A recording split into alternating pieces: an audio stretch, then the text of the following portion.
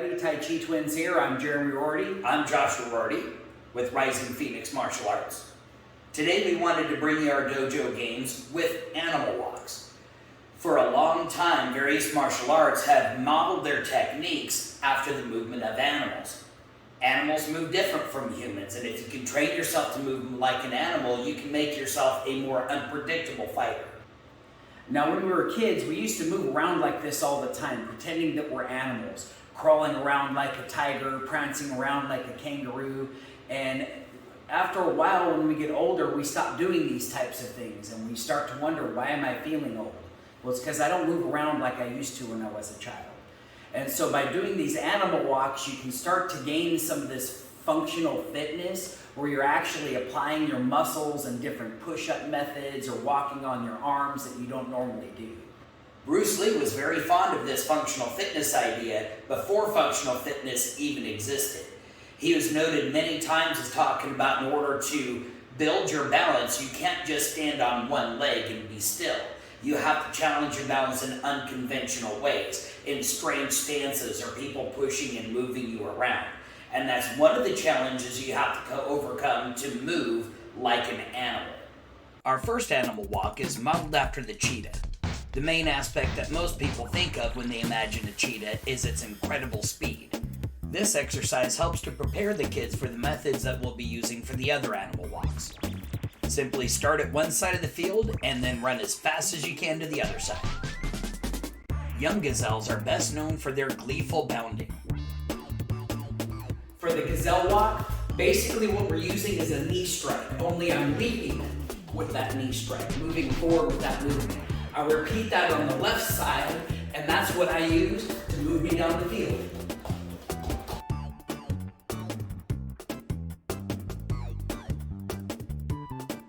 The horse is known for its powerful gallop. Because of its endurance, it has been used as a steed for knights, samurai, and cowboys. With the horse walk, we're utilizing the same technique that we use when we're executing a hopping kick. Now, if I'm doing a hopping kick, all I'm doing is I'm putting my weight on my forward foot just briefly, and then I'm going to switch my feet and throw my kick. I hopped forward, and therefore it's called a hopping kick. If I do that several times in a row, I can now hop or skip across the room. Now, it's not just the feet on this one, we also have our hands. We're not clapping, but we're actually rounding our hands like they're two halves of a hollowed out coconut.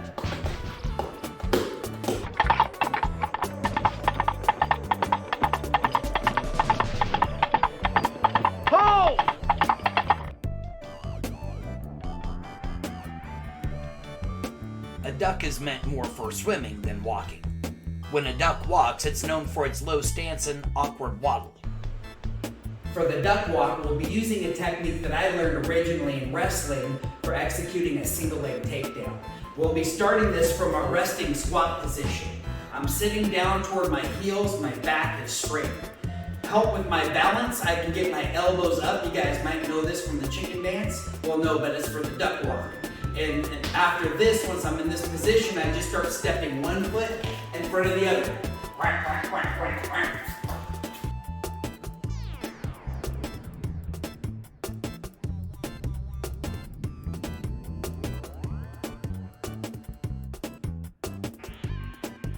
The kangaroo is best known for its ability to jump. For the kangaroo walk, we'll be using a technique that I originally learned in track when I was in junior high.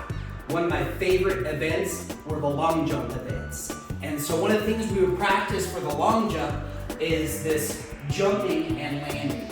And the goal is to have your feet leave the ground at the same time, and they contact with the ground at the same time, and then also maintain your balance. That would look like this.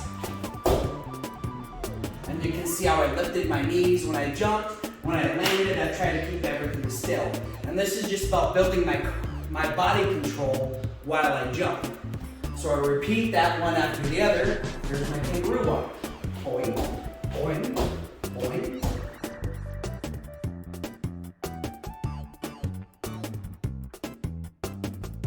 The next set of animal walks requires movement on all fours, so please be aware of things like grass allergies. These exercises can be really good for helping train the coordination between hands and feet, as well as building upper body strength. The bear's powerful movement comes from coordinating the pulling of its front paws with the pushing of its back legs to cover ground quickly. The bear walk is much like a moving mountain climber. I'm going to be starting from my resting squat. My head's up, my hands are on the floor. I want to make sure that I'm squatting down like this and that my legs aren't straight, putting my butt in the air. I'm squatting down and then I'm walking.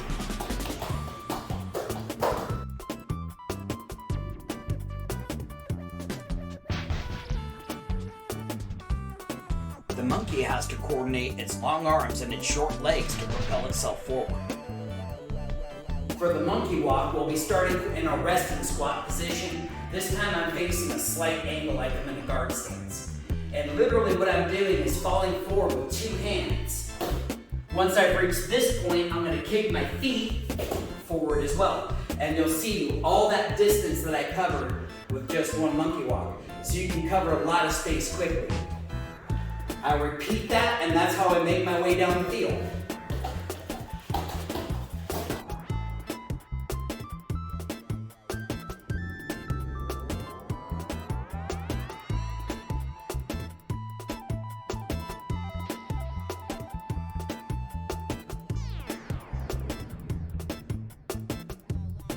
The crab can coordinate all of its legs to skitter across the sand, forward, backward, or sideways. For our crab walk, we'll be on all fours, but backwards. So the thing I'll point out is when I'm in this position, I have to be using my arms and my legs to keep my butt off the ground. Otherwise, if it touched while I'm moving, it would be a butt dragging. Well, we're not butt dragons, we're crabs. So when I'm in this crab position, I think the easiest way to move is backwards, pushing with my feet. But you can also move forward. You can try to move sideways. All of these are different challenging ways that you can use to get down the field.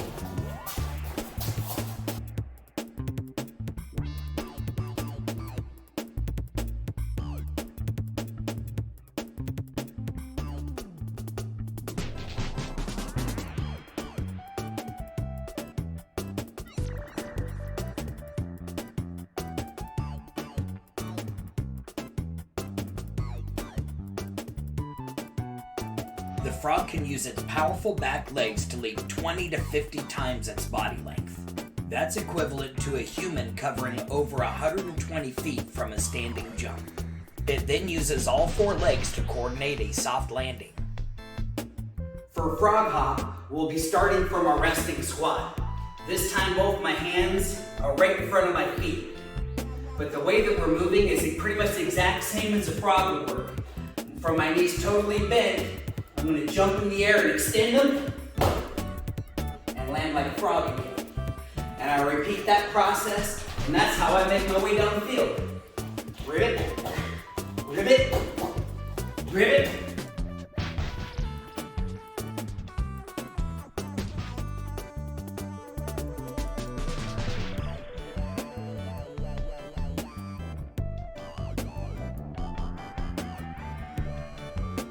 The lizard coordinates all four of its legs equally to creep low across the ground.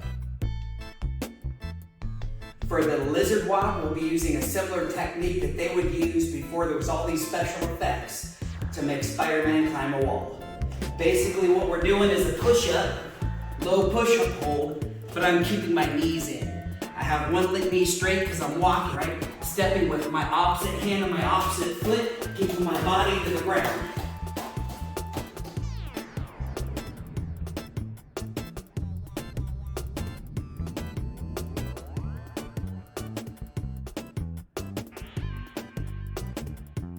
These are some of the animal walks that we've collected over the years.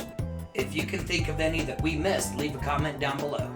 If you enjoyed this video, please hit that like button and share it with a friend. Also, make sure that you're subscribed so you can catch the next exciting episode of Dojo Games.